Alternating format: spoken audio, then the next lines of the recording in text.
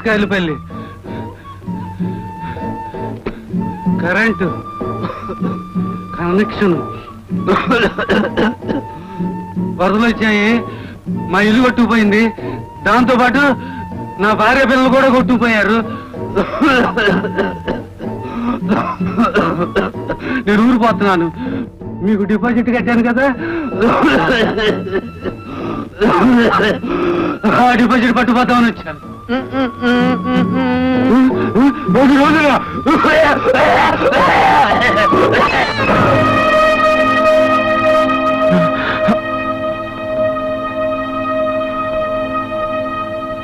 పాపం చచ్చిపోయాడు. నాన్న నాన్న వాడు 10 ఇస్తే సైకిల్ కొనిస్తానని చెప్పావే, మరి వాడు చచ్చిపోయాడు కదా, నాకు సైకిల్ అలా కొనిస్తావు? ఏమిటో వదినా, అసలు అన్నయ్యకి అనారోగ్యంగా ఉన్నట్టు ఎప్పుడూ అనిపించలేదు. ఇంతకు ముందు ఎప్పుడైనా గుండెపోటు వచ్చిందా ఏంటి? ఆయనకి తలనొప్పి కూడా తెలియదు, జ్వరం వచ్చినట్టు చూడలేదు. మరంత ఆరోగ్యంగా ఉన్నాయన ఎలా పోయారు వదినా? అంతా నా కర్మ. ఈ మహా తల్లి పట్టుదలకు పోయి మొగుండు వదిలేసి వచ్చింది. కూతుర్ని చూడగానే ఆయనకి పట్టుదల వచ్చింది. అంతా చేయి సరిపోయిన తర్వాత ఇదంతా తన వల్లే జరిగిందని ఆయనలో ఆయన బాధపడి కుమిలిపోయారు. అన్న పసుపు కుంకాలు వదులుకుని ఇది వచ్చింది, వచ్చి నా పసుపు కుంకాలు చేరిపోయింది.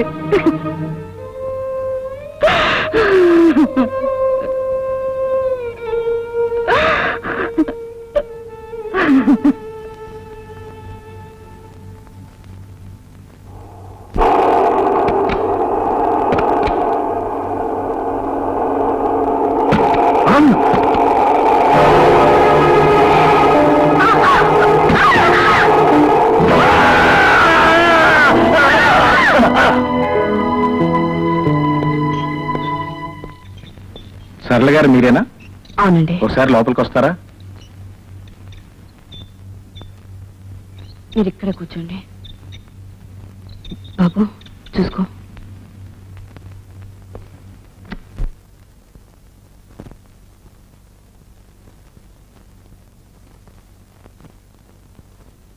ఏమండి ఇప్పుడు ఎలా ఉంది? చూడమ్మా, నేను బ్రతుకుతానన్న ఆశ నాకు లేదు. బ్రతికితే మంచిది, అలా కాకపోతే నా బిడ్డలు దిక్కు లేని వాళ్ళు కాకూడదు. వాళ్ళని నువ్వే చూసుకోవాలి. చూసుకుంటావా? ఈరోజు ఈ సహాయం కోసమే మన 2 కుటుంబాల మధ్య బంధం ఏర్పడిందేమో. నా వాళ్లే నాకు చాలా మంది ఉన్నారు, కానీ వాళ్ళంతా నేను పోతే ఆస్తిని ముక్కలు చేసుకుని పంచుకునేవాళ్ళే. నా బిడ్డల్ని చూసేవాళ్ళు కాదు. అందుకే నిన్ను అడుగుతున్నాను, చూసుకుంటావా అమ్మా? అవే మాట్లాడండి. నన్ను కాపాడడం కోసం మీ ప్రాణాన్ని అడ్డు పెట్టారు. జీవితాంతం మీ కుటుంబానికి రుణపడి ఉంటాను. నేనేం చేయడానికైనా సిద్ధమే.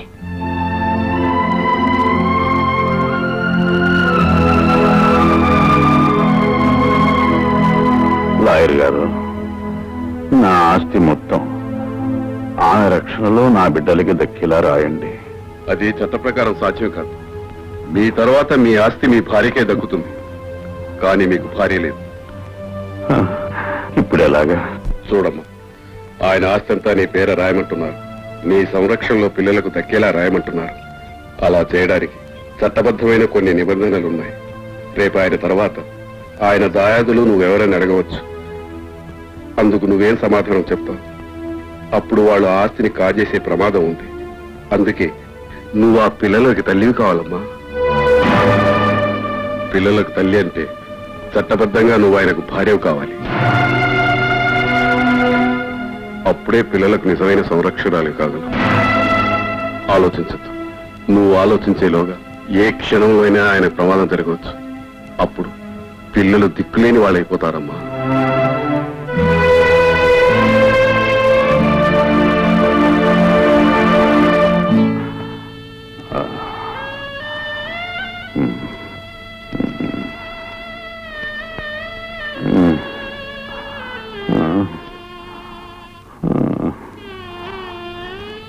చాలా సంతోషం అమ్మా. నా పిల్లలకి తల్లివయ్యావు. ఇక నేను ఏమైపోయినా పర్వాలేదు.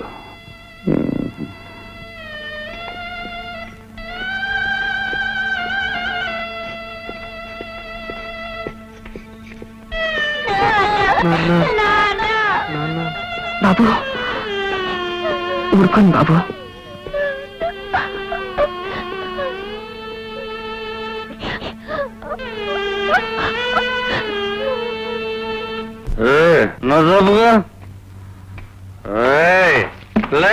నువ్వెవరినన్నా ప్రేమించావా? పెళ్లి చేసుకున్నావా? ప్రేమించినా పెళ్లి చేసుకున్నా మీ ఆడేళ్ళని పీకి పిసికి పారేస్తుంది జాగ్రత్త. నల్లే లేదా నువ్వు ప్రేమించావా? పెళ్లి చేసుకున్నావా? ప్రేమించినా పెళ్లి చేసుకున్నా మీ ఆడేళ్ళందరినీ నిలబెట్టి నరకి పిపిసి చేస్తాను జాగ్రత్త. మిస్టర్ భరత్, నీ పరిస్థితి ఏం బాగుంటం లేదు. నిన్ను సస్పెండ్ చేస్తున్నా.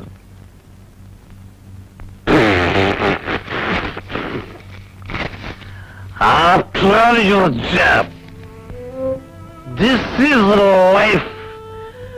That is job. Life is greater than your bloody job. Goodbye. Goodbye. Goodbye, your job, ladies' job. నేను బ్రతుకుతానని, తిరిగి నా బిడ్డలతో ఇంట్లో ఉంటానని ఊహించలేదు. అదృష్టం రేవతివి, నువ్వు ఈ ఇంట్లో అడుగు పెట్టావు. అందుకే నేను బతికాను. భగవంతుడు నాకు కాళ్ళు లేకుండా చేస్తే చేశాడు గాని నా బిడ్డల్ని కళ్ళల్లో పెట్టుకుని చూసుకుని ఒక దేవతని వాళ్ళకి తల్లిగా ప్రసాదించాడు. అదే నా ఆనందం. ఆ ఆనందమే నాకు చాలు.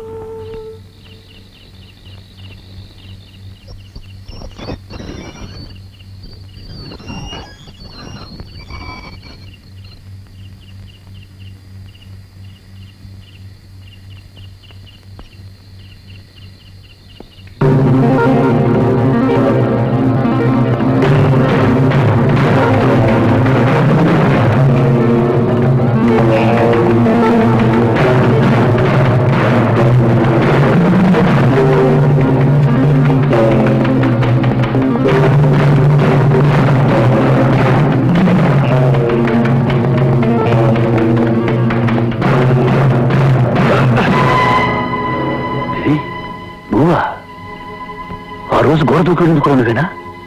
అవును, నేనే. ఎందుకు వచ్చావు? మా ఇంటికి ఎందుకు వచ్చావు? నేను వచ్చింది మీ ఇంటికి కాదు, మరి జనార్దన్ ఇంటికి. జనార్దన్ ఇంటికా? జనార్దన్ భార్యకు నాకు చాలా కాలంగా సంబంధం ఉంది. అయితే ఆ రోజు ఆమె కోసం వచ్చాను. వెళ్ళబోతుంటే నేను చూసి కంగారు పడి వెనక్కి వెళ్ళిపోయాను. మరి జనార్దన్కి సాలకు సంబంధం ఉందని ఎందుకు చెప్పావు? ఆ రోజు నన్ను చూసి గుర్తుపెట్టావని భయపడి ఈ అనుమానాన్ని అటువైపు మళ్ళించాను. అయితే అయితే ఇన్నాళ్ళు నువ్వు చెప్పినవన్నీ అబద్ధాలు.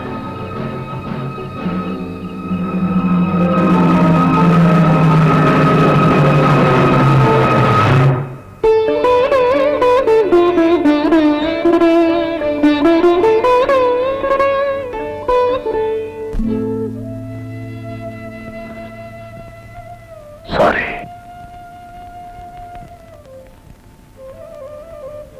తొందరపడ్డాను. ఎలా తెలుసుకోగలిగావు? మా ఆఫీసులో పనిచేసే గిరి అతను చెప్పాడు. గిరి మీకు తెలుసా? ఈ కాంపౌండ్కి ఎందుకు వస్తున్నాడో మీకు తెలుసా? భరత్,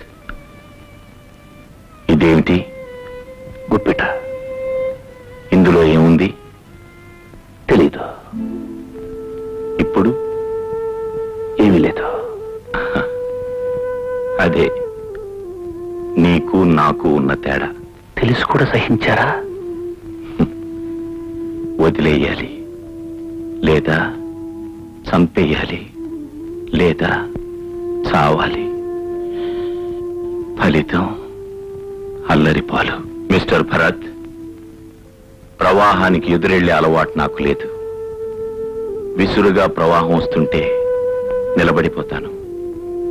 ఆ ప్రవాహం నా కాళ్ళ కింద నుంచి వెళ్ళిపోయిన తర్వాత ప్రయాణం కొనసాగిస్తాను. మొదటి నుంచి నా మనస్తత్వం అది. నాకిద్దరు కూతుళ్ళున్నారు. నేనేం చేసినా అది వాళ్ళకొక చరిత్రగా మిగిలిపోతుంది. నా భార్య నా బ్రతుకు నాశనం చేసి ఉండొచ్చు, కానీ నేను నా బిడ్డల భవిష్యత్తును నాశనం చేయలేను. అందుకే వాళ్ళని వాతావరణానికి దూరంగా ఒక కాన్వెంట్లో పెట్టాను. నాలో రగిలే అగ్నిపర్వతాన్ని ఈ సంగీత సముద్రంలో దాచుకున్నాను. అందుకే ఏ తోడు లేని నేను ఈ సితార్ను తోడుగా ఉంచుకున్నాను. ఆ బాధను మరిపించడానికి సరళ ఒక అన్నకు చెల్లెలుగానే ఉంది. భరత్, నేను అగ్నిగుండంలో కూర్చున్నా నిప్పులని బయట కనబడినివ్వకుండా చుట్టూ మల్లె పువ్వులున్నట్టు భ్రమ కల్పించాను. నువ్వు మల్లెపూల పాన్పు మీద కూర్చొని అవన్నీ నిప్పులని భ్రమపడి నీ కాపురాన్ని అగ్నిగుండం చేసుకున్నావు.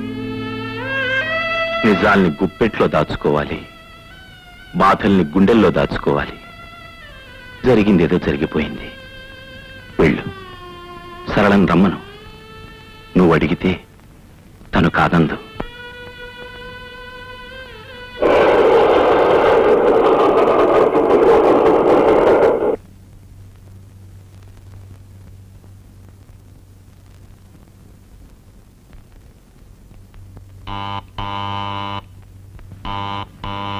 ఎవరు? ఎవరండి? సరళ. ఇంతకు ముందున్న వాళ్ళు ఎవరు లేరండి ఇప్పుడు. లేదా? ఏమయ్యారు? ఆయన చచ్చిపోయారు. ఆ తర్వాత కొన్నాళ్ళకి ఆయన భార్య కూడా చనిపోయింది.